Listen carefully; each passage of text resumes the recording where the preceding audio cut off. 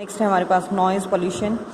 Persistent often excessive, एक normal से ज़्यादा वाइब्रेशंस वाली जो साउंड है जो लगातार इरिटेशन कॉज कर रही है वो नॉइज़ पोल्यूशन के अंडर आएगी। अगर हम सोर्स की बात करें नॉइज़ पोल्यूशन की, तो जो साउंड्स है इंडस्ट्री से, ट्रांसपोर्ट व्हीकल से, एग्रीकल्चरल मशीन से, डिफेंस जितने भी इक्विपमेंट हैं, डोमेस्टिक जितने भी गैजेट्स वगैरह हैं, जैसे हम ये ग्राइंडर वगैरह यूज़ कर रहे हैं, जितने भी टीवी वगैरह जो हैं, रेडियो वगैरह जो हैं, एंटरटेनिंग इक्विपमेंट, वो सब क्या हैं, नॉइज़ पोल्यूशन कॉज कर रहे हैं कहीं ना कहीं। मेजर्स क्या है नॉइज़ के आपके पास? जो साउंड है उसे डेसिबल में एक्सप्रेस किया जाता है। नेशनल जो आपके पास पोल्यूशन कंट्रोल बोर्ड है NPCB, उसने कुछ आपके पास रेकमेंड किए हैं मतलब परमिशेबल नॉइज़ लेवल, जैसे रेजिडेंशियल एरिया के डे के टाइम पे 50, नाइट के टाइम पे 40 डेसिबल हो सकती है, कमर्शियल में 60, नाइट में 50, इंडस्ट्रियल के लिए 70, 65 और साइलेंट जोन के लिए जैसे हॉस्पिटल वगैरह हैं 40 और 30 वो रेशियो रह जाती है। अब फिक्स क्या है नॉइज़ पोल्यूशन की? सबसे पहले तो हियरिंग एबिलिटी के ऊपर, जो सेंसरी सेल हैं ईयर्स की वो परमानेंटली डैमेज हो जाती हैं अगर जो साउंड है वो आपके पास कंटिन्यूस हमें 115 डेसिबल से भी ज़्यादा मिल रही है, वो हार्मफुल है।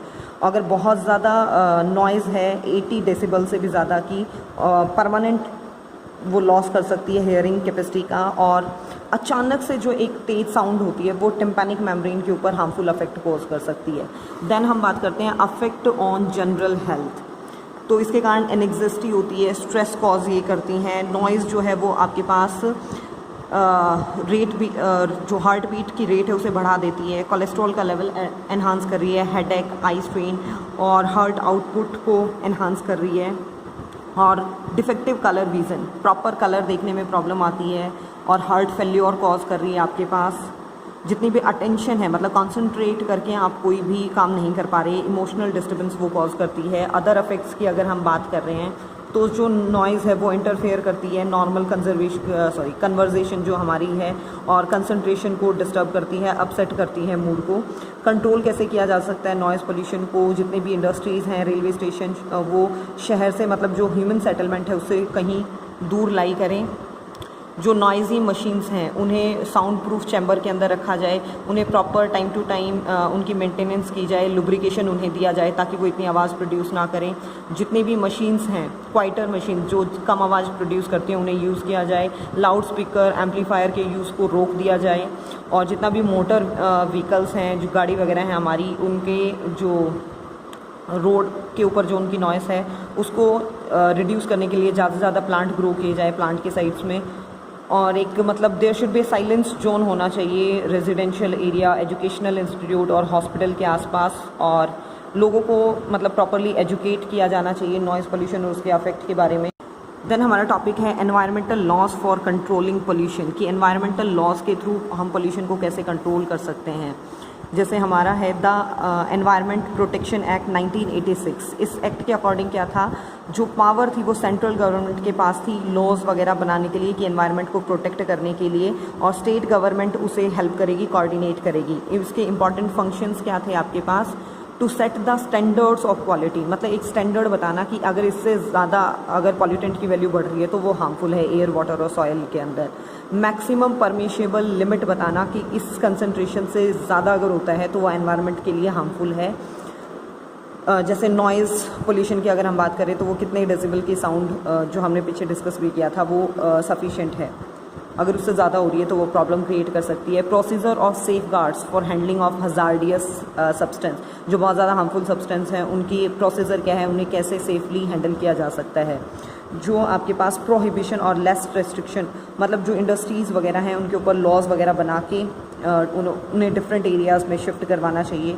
जो पावर है एंट्री और इंस्पेक्शन की, कभी भी किसी भी जगह की एयर, वाटर और सॉइल के सैंपल्स लिए जा सकते हैं और उनको चेक किया जा सकता है। ऐसी मतलब कमेटीज़ के पास पावर होनी चाहिए। Time to time rules regulation जो हैं आपके पास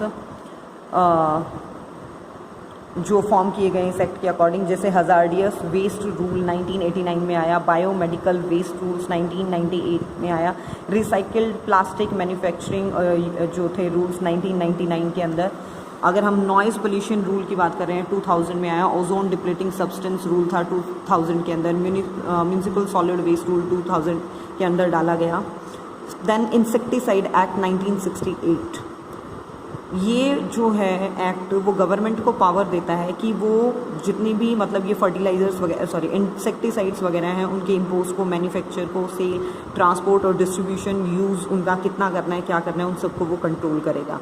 वाटर एक्ट 1974, ये क्या है आपके पास, ये मतलब it provides for maintaining and restoring the water by preventing and controlling it's pollution.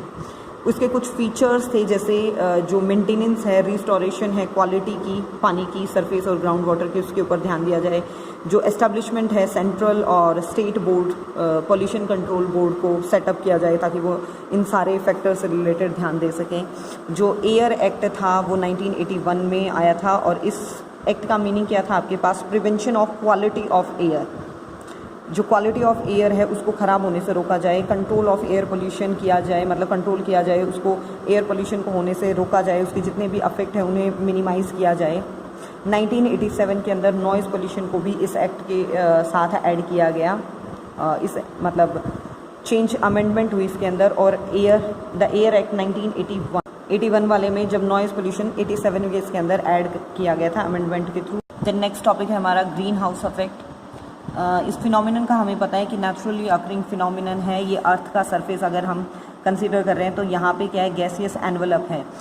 इस गैसियस एनवलप को क्रॉस करके सनरेज आ तो जाती हैं लेकिन वो क्रॉस करके वापस नहीं जा पाती और सनरेज के कारण यहाँ पे क्या है, हीटिंग अफेक्ट बढ़ जाता है, जिसे हम ग्रीन हाउस अफेक्ट कहते हैं। ग्रीन हाउस गैसेज हैं जो एनवलप के तरह फॉर्म कर रही हैं, कार्बन डाइऑक्साइड, मीथेन, क्लोरोफ्लोरोकार्बन और नाइट्रोजन ऑक्साइड्स जो हैं।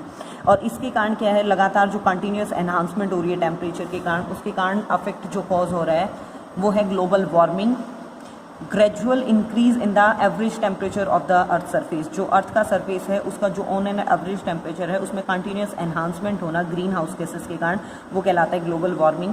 कॉजेज़ क्या है ग्लोबल वार्मिंग के, ऑब्वियसली जो ग्रीन हाउस गैसेस हैं वो मेनली कॉज करती हैं ये ग्लोबल वार्मिंग। अफेक्ट्स क्या हो जाएंगे आपके पास बेटा, अर्थ के temperature day by day increase करेगा, ठीक है, तो ऑब्वियसली प्रेसिपिटेशन पैटर्न पे अफेक्ट आएगा। टेम्परेचर जब एनहांस हो रहा है तो एनहांसमेंट्स के कारण मतलब कंटिन्यूस जो आपके पास टेम्परेचर हाई होने के कारण हार्मफुल इफेक्ट्स हैं, क्लाइमेटिक चेंजेस जो कॉज करेंगे वो सारे अफेक्ट होंगे। जैसे हम बात करें ई एल नीनो इफेक्ट की, हाई जो टेम्परेचर है वो जितने भी पोलर आइस है उसको मेल्ट करेगा, जिसके कारण फ्लड आने के चांसेस होंगे। जो कोस्टल एरिया है वो बहुत जल्दी मतलब वहाँ पे पानी पानी हो जाएगा। हाई लेवल जो टेम्परेचर है वो विड की ग्रोथ को बढ़ा देगा। डिजीज़ जितने भी पेस्ट हैं जो डिजीज़ कॉज करते हैं उनका नंबर बहुत ज़्यादा बढ़ जाएगा और प्रोडक्टिविटी कम हो जाएगी। ये है contribution various green house gases का ग्लोबल वार्मिंग के अंदर। ये देखिए 60% कार्बन डाइऑक्साइड, फिर है उसके बाद 20% मीथेन, देन 14% क्लोरोफ्लोरोकार्बन और 6% नाइट्रोजन ऑक्साइड्स। मेजर्स क्या हैं कंट्रोल के ग्लोबल वार्मिंग को, फॉसिल फ्यूल्स को लिमिटेड यूज़ किया जाए, एफिशिएंसी एनर्जी सोर्सेज की बढ़ा दी जाए, रिड्यूसिंग मतलब डिफॉरेस्टेशन को कम किया जाए, प्लांट्स ज़्यादा से ज़्यादा ग्रो करके, और जितना भी आपके पास पॉपुलेशन है, ग्रोथ है, उसको पैटर्न को थोड़ा सा स्लो डाउन करके जितने भी इंटरनेशनल इनिशिएटिव्स हैं, इन सारी चीज़ों से रिलेटेड जितने भी इनिशिएटिव्स लिए जाते हैं उनको प्रॉपरली फॉलो करके। नेक्स्ट है हमारा ओजोन डिप्लीशन। ओजोन भी दो तरह के, one is the bad ozone and good ozone. अगर नॉर्मली क्या है ट्रोपोस्फियर के अंदर प्रोड्यूस हो रही है जो प्लांट्स और एनिमल्स के लिए हार्मफुल है, और जो स्ट्रेटोस्फियर के अंदर एक लेयर की तरह प्रेजेंट है जो हार्मफुल यूवी रेज को अर्थ के सरफेस पे आने से बचाती है, that is known as good ozone. जो थिकनेस है ओजोन की उसे डॉप्सन्स यूनिट DU के अंदर मेज़र किया जाता है थ्रू द इंस्ट्रूमेंट है डॉप्सन स्पेक्ट्रोमीटर। जो ओजोन है वो कंटिन्यूसली बनती रहती है और टूटती रहती है नॉर्मली, ठीक है। ये ओजोन ऑक्सीजन के नेसेंट ऑक्सीजन में वो कन्वर्ट होती रहती है और ये नेसेंट ऑक्सीजन के मॉलिक्यूल के साथ मिलके ओजोन फॉर्म करती रहती है। देयर शुड बी मतलब इसके बनने और टूटने में एक बैलेंस होना चाहिए।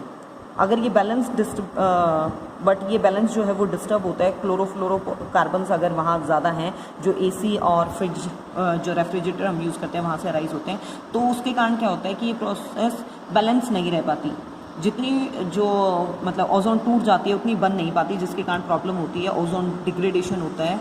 जब क्लोरोफ्लोरोकार्बन डिस्चार्ज किए जाते हैं एटमॉस्फेयर के अंदर, तो वो अपर सरफेस के अंदर भी रीच करते हैं, स्ट्रेटोस्फीयर तक वो पहुंचते हैं और स्ट्रेटोस्फीयर में पहुंच के वो UV rays act on the chlorofluorocarbon के ऊपर काम करेगी और वहाँ से क्लोरीन एटम रिलीज़ करेंगे और ये क्लोरीन एटम जो है वो ओजोन को डिग्रेड कर देंगे, रिलीजिंग मॉलिकुलर ऑक्सीजन, उसे तोड़ देंगे। क्लोरीन जो एटम है वो कंज्यूम नहीं हो रहे, एज सच एनवायरनमेंट के अंदर प्रेजेंट रहते हैं और प्रॉब्लम बढ़ाते रहते हैं। जैसे एक chlorofluorocarbon CFCl2 plus chlorine atom के अंदर टूटा, फिर ये CFCl2 आपके पास CFCl प्लस अगेन क्लोरीन के अंदर टूटा, Cl जब ये ओजोन के साथ मिल रहा है तो ClO प्लस ऑक्सीजन बना रहा है, ClO plus O3 again Cl plus O2O2, मतलब ओजोन को डिग्रेड करता जा रहा है। ओजोन होल का मतलब ये नहीं कि उसमें छेद हो गया है, लेकिन जो उसकी थिकनेस है वो कंटिन्यूस कम हो गई है और सबसे ज़्यादा ये मतलब पर्टिकुलरली मार्क होती है एंटार्क्टिक रीजन के अंदर। इसके हार्मफुल इफेक्ट्स क्या हैं आपके पास? ओजोन डिप्लीशन जो है वो स्ट्रेटोस्फीयर के अंदर, उसका मेन काम था कि वो यूवी रेज को आने से रोक रहा है, तो वो यूवी रेज एंटर कर जाएंगे अर्थ के सरफेस के ऊपर, जिसके कारण कैटरेक्ट जो मोतियाबिंद है वो कोज हो जाएगा, स्किन कैंसर ये कोज करते हैं, आई साइट से रिलेटेड प्रॉब्लम ये बढ़ा देते हैं। ह्यूमन आई कॉर्निया जो है वो, ह्यूमन की आई जो कॉर्निया पार्ट है वो यूवी रेज को एब्जॉर्ब करेगा और इन्फ्लामेशन कॉर्निया के अंदर वो कॉज कर सकता है, जिसे स्नो ब्लाइंडनेस कैटरेक्ट भी नाम दिया जाता है। इवन ये कॉर्निया को परमानेंटली डैमेज भी कर सकता है। इम्यूनिटी पावर को ये डिक्रीज़ कर देता है, मॉर्टेलिटी रेट बढ़ा देता है एनिमल्स के अंदर, जो म्यूटेशन के चांसेस ये एनहांस कर रहा है, ब्लाइंडनेस ये कॉज कर रहा है और प्लांट्स के अंदर फोटोसिंथेसिस को ये रोक रहा है। टेरेस्ट्रियल जितने भी बोथ टेरेस्ट्रियल और एक्वेटिक फूड चेन है उनको ये डिस्टर्ब कर देता है। कुछ आपके पास international initiative for mitigation of global changes को कैसे रोका जाए, जैसे मॉन्ट्रियल प्रोटोकॉल, ये न्यू पॉइंट ऑफ व्यू से इंपॉर्टेंट हो जाते हैं। ये इंटरनेशनल मतलब बहुत सारी कंट्रीज़ का एग्रीमेंट था जिसे मॉन्ट्रियल प्रोटोकॉल कहा गया, जो मॉन्ट्रियल कनाडा में जो जगह है 16 सितंबर 1987 को ये साइन किया गया था और ये रिलेटेड था ओजोन डिप्लेटिंग सब्सटेंस से कि कैसे उनके लेवल को कम किया जाए। Then Earth Summit, United Nation Conference on Environment and Development UNCD was held Rio de Janeiro के अंदर जो ब्राज़ील में जगह है। 1992 में ये कॉन्फ्रेंस हुई थी और ये इसे पॉपुलरली अर्थ समिट के नाम से जाना जाता है, जो एग्रीमेंट था ग्रीन हाउस गैसेस के इमिशंस के ऊपर। क्योटो प्रोटोकॉल ये भी इंटरनेशनल कॉन्फ्रेंस थी जो दिसंबर 1997 के अंदर क्योटो जापान के अंदर हुई थी। ग्लोबल एनवायरमेंटल चेंजेस से रिलेटेड जितने भी फैक्टर्स थे उनको लेके कि ग्रीन हाउस गैसेस के इमिशंस को कैसे कम किया जाए। देन डिफॉरेस्टेशन आपको पता है कि जंगल खत्म होते जा रहे हैं। Removal of the forest area, India के अंदर बिगनिंग ऑफ 20th सेंचुरी की बिगनिंग में आपके पास 30% जो लैंड एरिया था वो फॉरेस्ट से कवर था, लेकिन अब सिर्फ 19.4% बच गया है। नेशनल फॉरेस्ट पॉलिसी के अकॉर्डिंग 33% एरिया के ऊपर प्लेन में और 67% एरिया के ऊपर हिल्स में फॉरेस्ट होने चाहिए, लेकिन नहीं है। रीज़न क्या है? ज़्यादा से ज़्यादा अर्बनाइजेशन इसका कॉज है, एनिमल्स की ओवर ग्रेजिंग, फॉरेस्ट फायर, जितना भी वुड फॉरेस्ट प्रोडक्ट के लिए जो डिमांड थी, झूमिंग एग्रीकल्चर इसके लिए रिस्पॉन्सिबल है। अफेक्ट क्या है डिफॉरेस्टेशन की?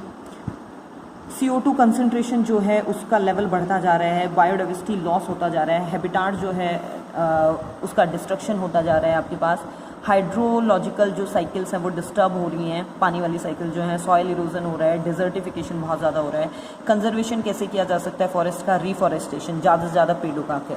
इससे रिलेटेड एक केस स्टडी भी है, जैसे पीपल पार्टिसिपेशन, ये आपको पता भी है। 1970 के अंदर बिश्नोई वुमेन थी अमृता देवी, उसने मतलब बहुत ज़्यादा करेज दिखाया था और प्लांट्स को कटने से बचाने के लिए प्लांट्स को हग कर लिया था और अपनी लाइफ को भी सेक्रीफाइस कर दिया था अपने डॉटर्स के साथ।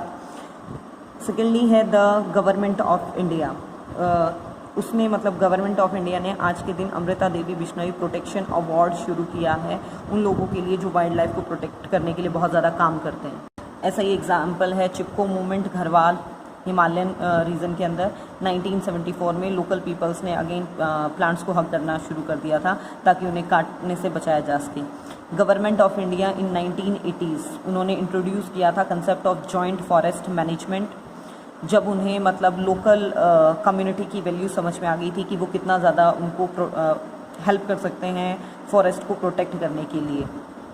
दी सस्टेनेबल डेवलपमेंट ऑफ फॉरेस्ट, मतलब इन चीज़ों के थ्रू क्या है? सस्टेनेबल डेवलपमेंट, मतलब आज के दिन भी यूज़ हो जाए और फ्यूचर के लिए भी उन सोर्सेज को बचाया जा सकता है।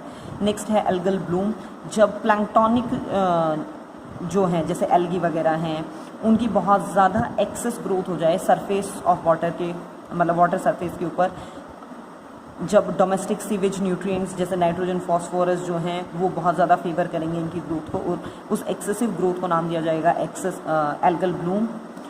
इसके कारण क्या है, जो फ़िश की मॉर्टिलिटी रेट है वो बहुत ज़्यादा बढ़ जाएगी, वाटर की क्वालिटी डिटीरियोरेट होनी शुरू हो जाती है, ख़राब होनी शुरू हो जाती है। Excessive growth of water hyacinth, terror of Bengal जिसे हम कहते हैं, ये बहुत ज़्यादा ग्रो कर जाएंगे, जिसके कारण मोस्टली ऑक्सीजन यही यूज़ कर रहे हैं और फिश का नंबर बहुत ज़्यादा कम हो जाता है और इम्बैलेंस शुरू हो जाता है वाटर इकोसिस्टम के अंदर। यहाँ ये आपका चैप्टर कंप्लीट होता है बेटा।